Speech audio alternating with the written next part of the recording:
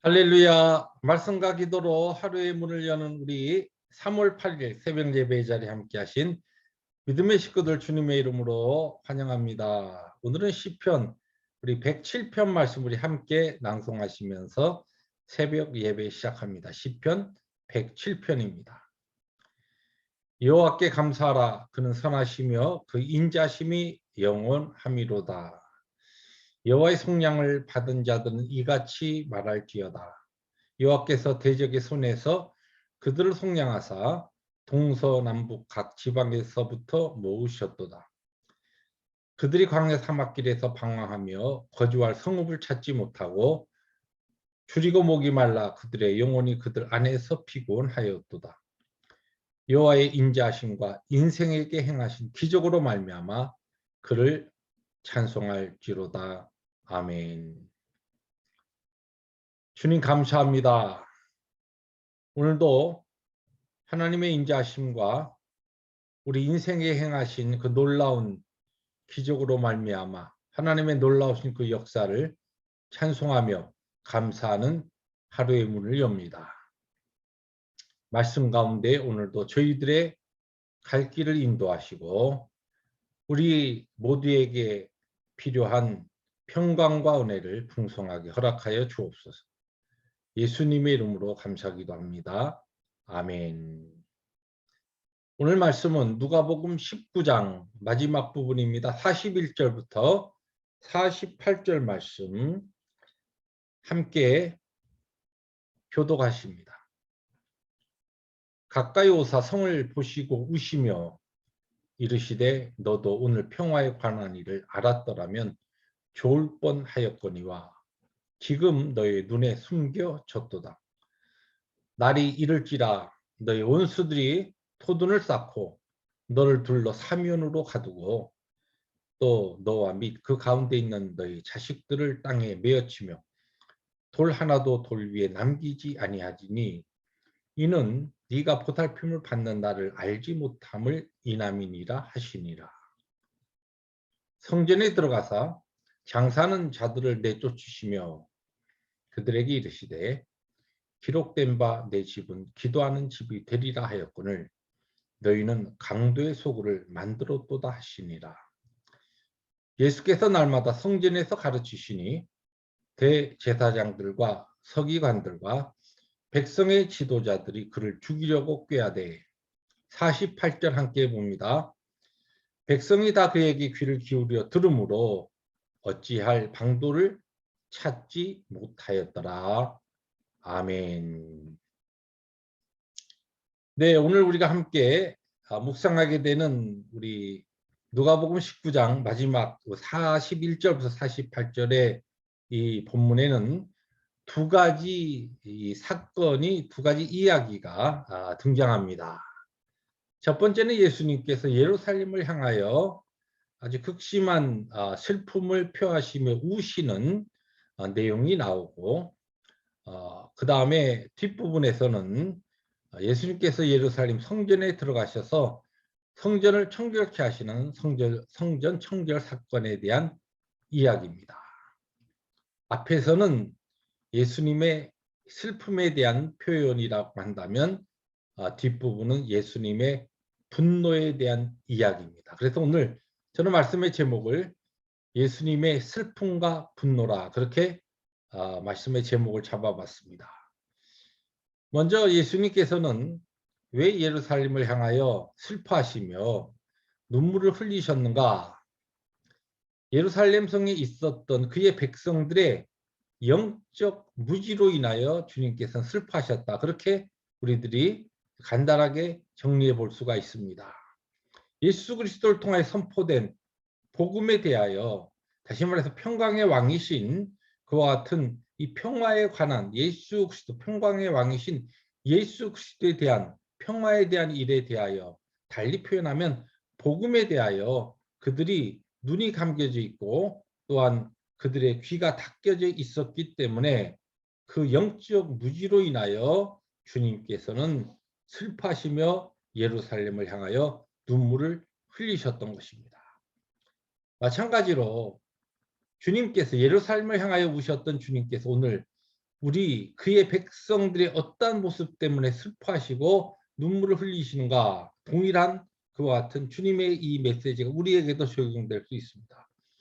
우리가 마땅히 볼 것을 보고 영적으로 들을 것을 듣고 깨달을 것을 깨달아야 함에도 불구하고 영적인 부분에 있어서 철저하게 장님이 되고 귀머거리가 되어서 듣지 못하는 자가 되어서 하나님의 생명의 말씀, 영생의 말씀, 그 귀한 진리에 우리의 눈이 감겨져 있고 우리의 귀가 닫혀져 있을 때 주님은 안타까움으로, 극심한 슬픔으로 그의 자녀들과 그의 백성들의 영적 무지를 보시면서 우시고 슬퍼하십니다. 뒤에 45절부터 48절의 뒷부분의 내용은 우리가 잘 아는 예수님의 성전 청결 사건인데, 오늘 이 누가복음에는 두 절에 걸쳐서 아주 간단하게 기록되어 있습니다만은 이 마태복음 21장과 마가복음 11장 병행 구절에 해당하는 이 내용을 같이 우리들이 열어보면은 예수님의 성전 청결 사건이 조금 더 구체적으로 기록되는 것을 볼 수가 있습니다. 예수님께서 성전에 들어가셔서 이 환전상과, 돈을 바꾸어주는 환전상과 또 비둘기 파는 사람의 의자를 둘러 엎으시면서 주님께서 굉장히 아주 강한 분노를 표출하십니다. 그 당시, 예수님 당시에 이제 성전의 상황을 살펴보면 이방인의 뜰이라고, 이방인의 구역이라고 불리는 곳에 이 제사를 드리러 온 사람들을, 희생 제사를 드리기 위해서 올라온 사람들을 위해서 제물을 팔기도 하고 또 때에 따라서 기름과 포도주를 팔기도 했습니다. 그런가 하면은 유대인들은 1년에 한 번씩 그들이 이 성전세라고 하는 반세겔의 성전세금을 6월절에 올라와서 그것을 납부해야 하는데, 이때에 당시 일반적으로 통용되던 가장 많았던 그 헬라 화폐, 로마 화폐, 이러한 화폐들을 성전세로 그대로 사용할 수가 없습니다. 그래서 성전세 화폐, 드릴 수 있는 화폐인 세겔로 바꾸어 주는데 이러한 때 환전상이 필요했던 것이죠. 근데 이제 이런 영업의 허가를 내주는 조건으로 해서 그 당시에 종교 지도자들과 이 상인들과 야합해서 많은 폭리를 남기기도 하고, 또 조금 더 그 내용을 열어보면은 이러한 이 재물이 다른 데서 가지고 온 것, 이런 것들에 대해서는 굉장히 엄격하게 하면서 그들이 이방인들에서 팔고 있는 그러한 재물들을 살 수 있게끔 유도하는 이런 아주 편법을 사용하게 됐습니다. 그러니까 하나님 앞에 예배하며 기도해야 하는 이 예루살렘 성전이 오히려 이 종교 지도자들과 상인들이 서로 결탁해서 자신의 그 물질적인 욕심, 그리고 돈을 벌어들이는 수단으로 자기의 욕망을 채우는 것 같은 이 장소로 바뀌어 버리고 말았던 것입니다. 그것을 향하여 주님께서는 엄청 강한 분노를 드러내시며 이 비둘기 파는 상들을 둘러 엎으시고, 판전상들의 그 모든 상들을 둘러 엎으시면서 분노하셨던 것입니다. 주님께서 어떠한 때 분노하시고 어떠한 때 강한 진노를 드러내시느냐, 동일한 영적 원리가 오늘 우리들에게도 적용될 수 있다고 볼 수 있습니다. 오늘 우리들이 우리 개인적인 어떠한 욕심과 어떠한 계획, 어떠한 욕망을 이루기 위해서 거룩한 것, 종교적인 것, 신앙적인 것을, 그것을 이용할 때에 주님께서는 너무 싫어하실 뿐만 아니라 진노하시고 강한 분노를 나타내신다는 겁니다. 오늘 말씀은 어떻게 보면 우리에게 아주 단순한 진리를 선포하고 있습니다. 주님께서 강하게 아주 힘들게 슬퍼하실 때, 그리고 주님께서 정말 극심한 진노를 드러내실 때는 언제인가? 그의 백성들이 영적으로 너무너무 무지할 때, 영적인 눈이 감기고 영적인 귀가 닫혀 있는 그와 같은 우리들의 모습을 볼 때에 주님은 너무 슬퍼하시고 우십니다. 그런가 하면은 주님께서는 강한 분노를 드러내실 때가 있습니다. 하나님께서 진노하실 때 어떤 때입니까? 우리가 우리의 개인의 욕심, 세상적인 것을 취하기 위하여 하나님의 거룩한 것을 이용하고 사용할 때에 주님께서는 크게 진노하십니다. 주께서 주신 오늘 복된 하루를 살아갈 때에 오늘 우리의 삶이 혹시 주님을 슬프게 하거나 주님을 진노하게 하시는 부분은 없는가? 내 삶을 열어 하나님의 말씀 앞에 세우고 그분의 가르침에 순종하며 주님을 기쁘시게 하는, 주님을 웃으시게 할 수 있는 그와 같은 말씀에 순종하는 생명의 삶을 살아가시는 이 새벽에 믿음의 식구들 되시기를 주님의 이름으로 축복합니다. 기도하십니다. 주님 감사합니다.